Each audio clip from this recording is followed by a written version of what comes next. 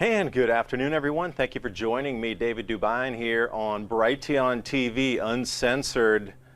Why is everything on our planet locking up in unison?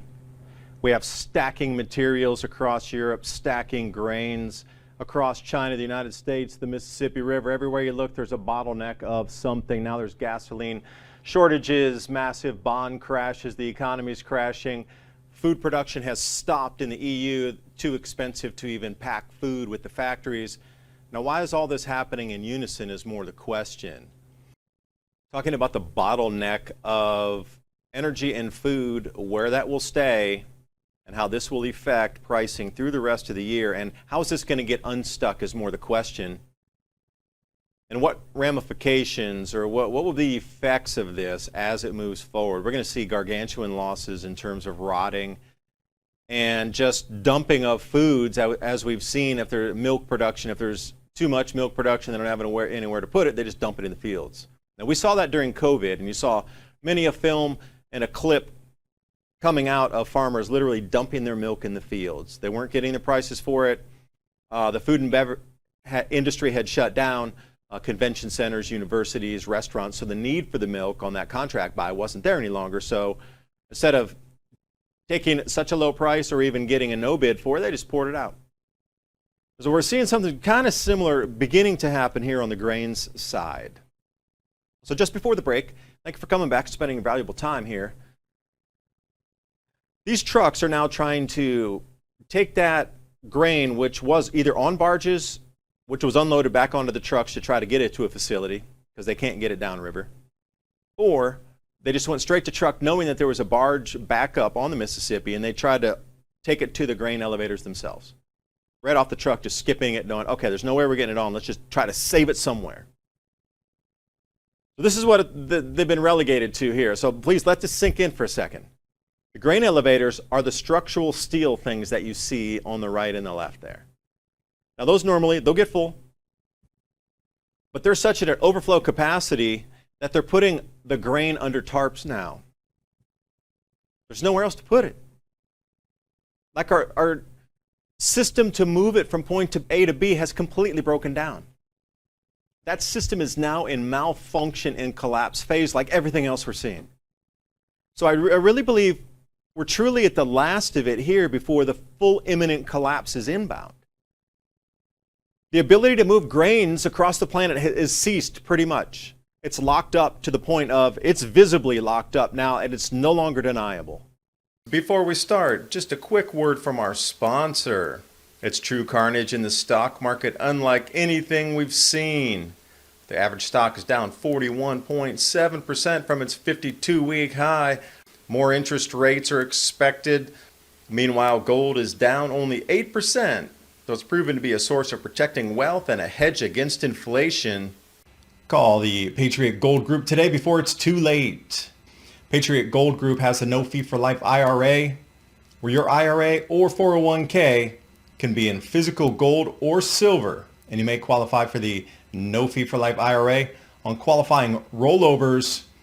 Give them a call, 888-546-7020, to get your free investor guide today.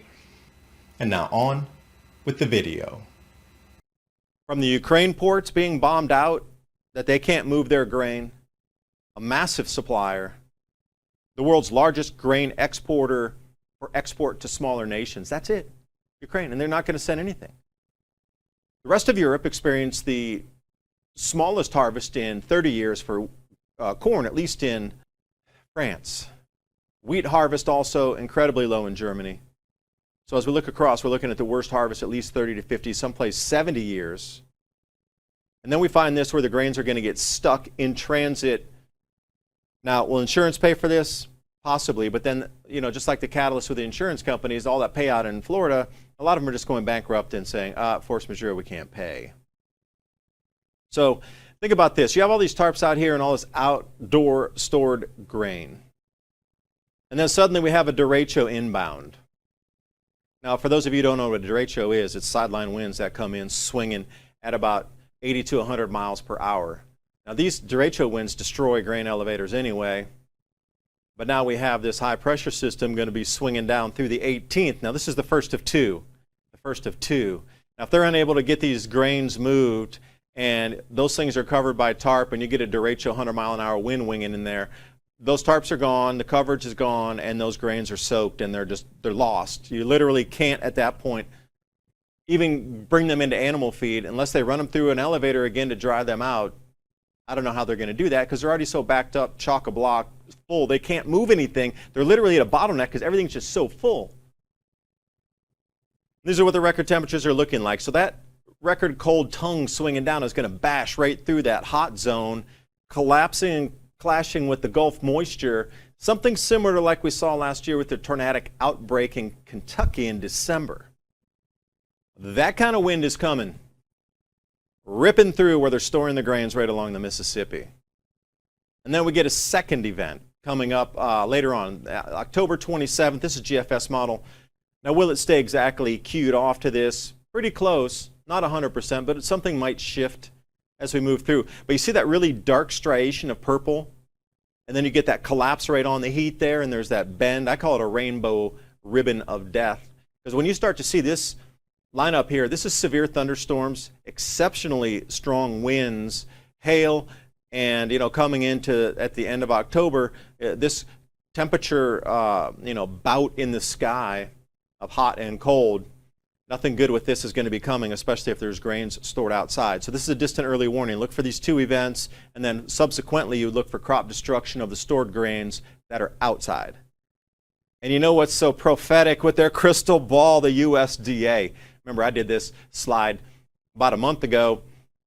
Tight on bin space, the USDA was trying to help farmers rebuild their storage grain facilities and bins that were lost in the previous derechos of last year in December and November from the exceptional winds that blew through 5 different states.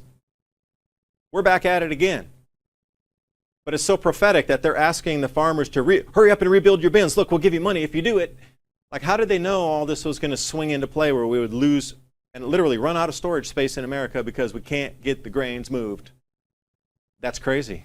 That's really beyond even thinking of what is possible unless it's planned. Then it's possible, but just in a natural unfolding ecosystem of events. I got a whole pond of black swans are covering my pond. That's how many variables that have to overlap that are impossible for this to even happen. Now, I'm going to say, though, it is better than the way China stores its grain, but we know what happens with Chinese stored grains. They've been buying a huge amount of stuff to stockpile it in their country, but this is how China stores its grain. They try to put tarps over it also, but look, it's outdoor. Luckily, it's snowing, so no pests will eat into that. This is how they store the grain outdoor there. A mountain of grain just out in the open. We're copying China's grain storage style right now. What has gone wrong? And they're locked up there too. The drought never really alleviated, so their river traffic is having problems too. Things aren't growing. These stored grains have rotted.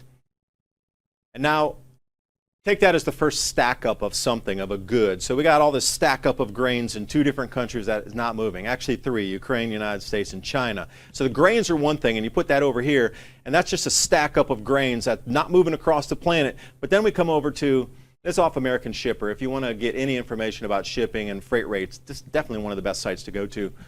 But look at that, 76% down in the amount of demand for shipping, which in turn should cause a demand destruct on the price. Now, what is causing a 76% decline in trans-Pacific route traffic and container volumes? Collapse in demand. Either us on this side not buying trinkets of junk sent over the ocean on pollution-spewing vessels, or China has shut down their factories because of a zero COVID policy. Put those two together, mission, mash, and boom, and then it's even worse than it was in 2020. So why do I say that? Well, let's look at the rates here. Last year, when it was at that exceptionally high, they didn't have enough containers. Hapag-Lloyd had to manufacture 1.5 million containers over the last 2.5, 3 years to then, bring up enough containers to meet demand again. But my whole question was, where did those initial 1.5 million containers disappear to that had to be replaced? Were they packed up and sent underground for continuity of government? I certainly think so. A 20% reduction in rail capacity, 20% of the rail cars in America just disappeared. Not really. They were probably packed and then sent underground for continuity of government. A lot of these shortages we see are governments competing with those resources and those supply chains to get ready for the collapse. Their continuity of government comes first, not you. Never will be. So what we're seeing is containers and ways to move things. And there was a shortage of barges there for a while too. So again, pack them up, take them elsewhere. This is what seems to be appeared, or what has happened: containers, rail cars, and barges. Now back to the shipping here. Last year, $19,000 for a 40-foot coming across the ocean. Now it's $3,900. The collapse, that much demand has driven that, and that's going to go lower. And I do believe here, oh yeah, it was $3,800 or $3,799 was the last price here, so it decreased even further off the shipping index. What happened? Remember when COVID occurred? Right when everybody started to get locked down and the first smashing of all small mom and pop businesses and the wring out of everything on our society, we got stacked up with all these containers across all these ports in the world. They just came in, they unloaded, but then they weren't refilled for the return journey. We're seeing this again. So now we got another stack up of containers happening across the planet. We got a stack up of grains. Now we got a stack up of containers happening 2.0. A lot of strangeness. And here's the third thing that's going to really kind of spin you for a second here. Europe is facing record LNG rates for their ships to bring that from the United States currently. This is what an LNG tanker looks like. They're not small, massive. And how much do you think it costs to run one of these per day? $397,000 per one day. Now, so here's the thing. There's not enough of these ocean-going vessels. So to even have one or access to one is value in itself. It's beyond the money, because you're delivering energy, which then could be used for something which, in the terms of if you have something in a shortage, that's way more valuable than the money itself, because you have the product, the physical. So what we're looking at here is the Eurozone is forced to keep these tankers at that rate sitting off their coasts, at their beck and call. Not to go swinging across the ocean for another buyer to fill it up and take it off to India or swing it over to China. No, those are all for Europe. And they're all being bid and paid for daily, $397,000 just to keep access to them. Now they're full. And here's another thing. This is another bottleneck right here. Number 3 on the bottleneck list. They're bringing these vessels in, but remember, before, almost all the gas was transited through the Russian pipeline system into the Euro network and then sent on from there, obviously coming over the Ukraine, through Poland, and then off into Germany, and then all that entire pipeline down to Italy and swinging across through Slovenia, and then making its way down to Spain and France. So what they're trying to do now is take this LNG and then do the same thing, reverse that, but take it from the port and then spit it out through the system there. The problem was, this system was never designed to do that. It was designed to offload that LNG to power factories directly, and then those factories producing products just reload those in the same port areas. So they're having some problems with pressure difficulties of trying to get all this LNG, take it off the ports, and then wire it literally, baling wire and duct taping it to the network so it can be sent into a country. But then the problem is, once it goes far enough from the port, there's not enough pressure to continue to be pushing it down, so they're having pressure issues.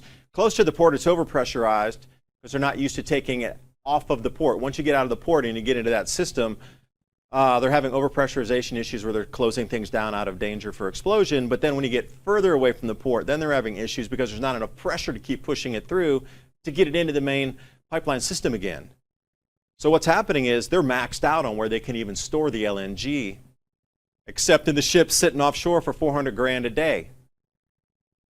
This is another bottleneck. Why is this happening? Now, I encourage you to take a look. You could freeze this frame here. I found this so interesting because as we look through history, we find the different types of architecture, the height of the architecture, the grandness of the building styles themselves. But what do they all have in common? Every civilization that has built this has collapsed because of these food lean times. Whatever the cause, grand solar minimum, Countries go to war for more food resources. But look deeply into this. Every society that has built this has collapsed when they don't have enough food on a particular 400-year cycle. We're back here again, and there's really, somebody knows this and they're trying to run our society into the ground. It can't be fixed. That's the problem. It really can't. Nature's going to do its thing.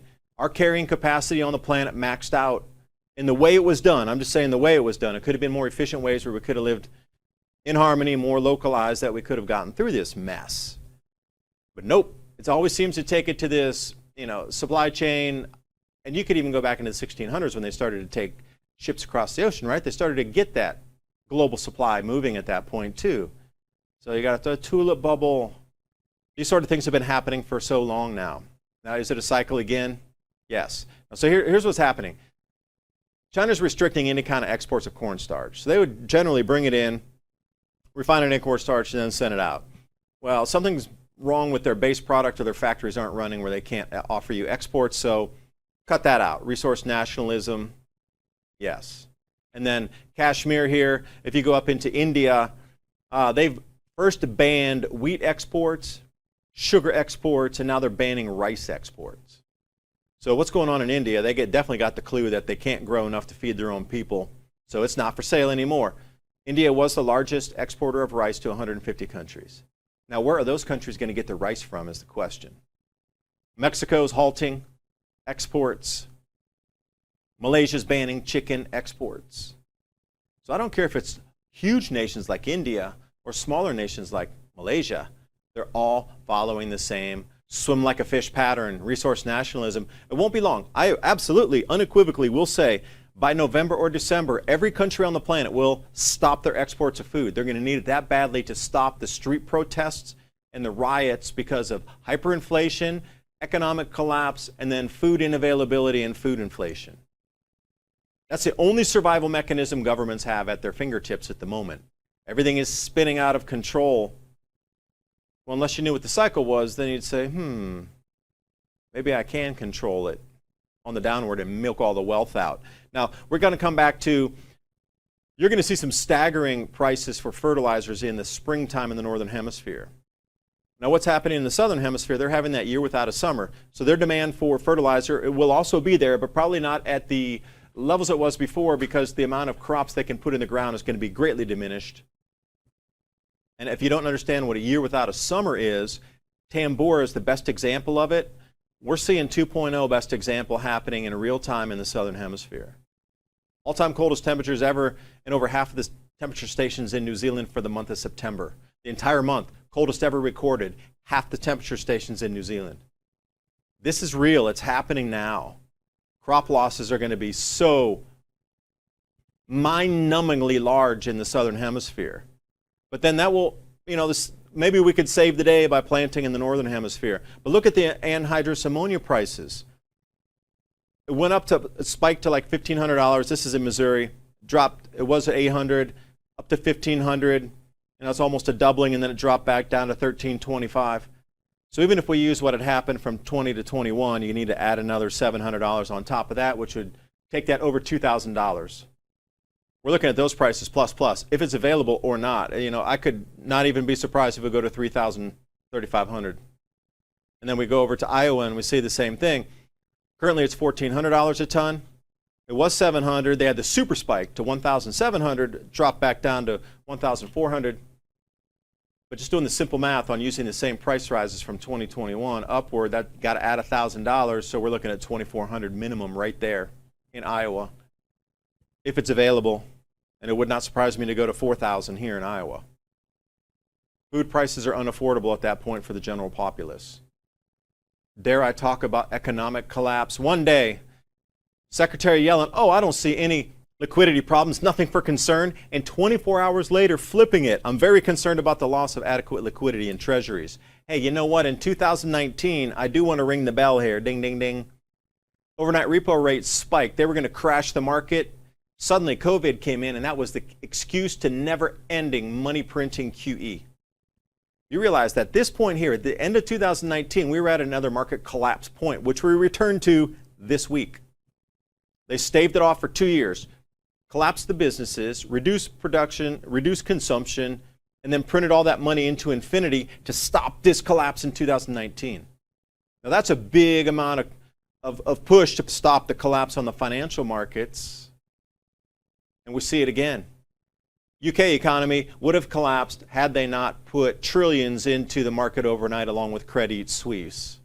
We're back at it exactly at the same point again. So my conjecture is, what is so vast that has to eclipse COVID this time to allow more money printing to stop this collapse so they can milk yet more wealth out as the final collapse phase begins? The Bank of England said, tell pension funds they need to rebalance all their allocations because the monetary tools they used are going to be yanked. Wait, that was on October 11th. That's October 14th. So I'm wondering what's going to happen with the banking sector over in England as this gets pulled, and who gets left kept with the bag? Oh, those who were holding British pounds, the highest, steepest collapse in history of the British pound going back to the 1500s. That's who. Pass it on to the taxpayer. That was the largest single drop in a Forex market for a developed economy ever on the planet, ever, in the last 500 years. Put that into perspective. That's England that crashed that much. And then Vanguard's going to liquidate and shutter some of their ETFs for the first time in its history. They're getting the message the collapse is happening. Vatican pulled all their funds out before the 30th. Remember that article that had been making the news? Vatican had to pull all their funds out before the 30th. Their main holding was with Credit Suisse, which is now in collapse, that had to have $3.5 billion per night put into it to prevent collapse. And the Vatican just got the advance notice to take all their money out of there. The financial part of it's happening too, along with the ability to transport food and energy. And it is truly the perfect storm that we're seeing. And I hope this has set you up today to understand, like, these scaling mortgage prices, unaffordable homes, China consumer confidence crashing again, the most on record, but it's only since the 1940s. So where does that bring us? Into the whirlpool. Perhaps a solution would be gravitational vortex power. Spin, water, Schauberger principles, put a small turbine into it. Doesn't even have to be that high tech. They're doing it in Nepal. What do you think we could do? Excuse me for the overlay there on top of the bicycle wheel. You could use and retrofit old dams, 2 cubic meters per second, and you have electricity, 57 megawatts per year coming off this little thing. I do appreciate you watching. The solutions are all around us. You want to go back to this? No way. There's too many solutions that provide us clean power. I'll see you next time. Bye for now.